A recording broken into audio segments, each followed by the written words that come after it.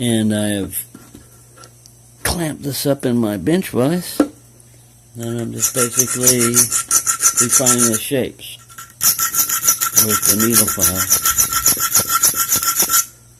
file. You won't get the metal as hot with a fire unless you're like Superman with a flash or somebody like that, some mythical character that doesn't exist. I mean, just like rubbing two sticks together, you can generate enough friction to create fire. So my test is usually I feel the pick while grinding or whatever, and that's how I can tell.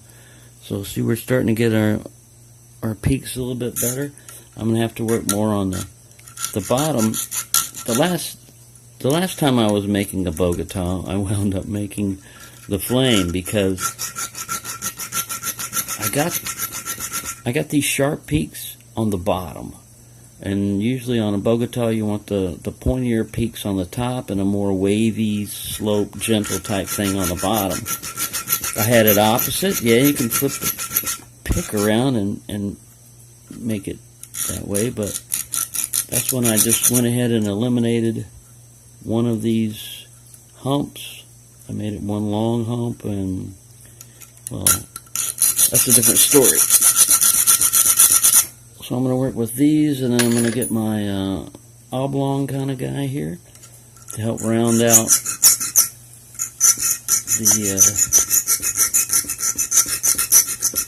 the slopes. And it's basically just a bunch of grinding and checking and grinding and checking. It's always a good idea to have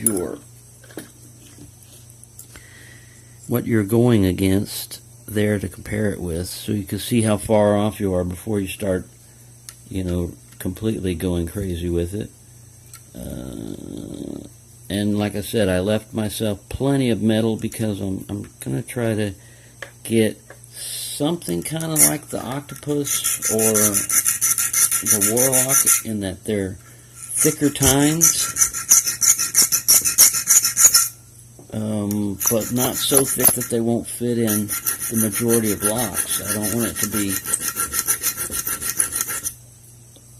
a Bogota that never bends but also never works.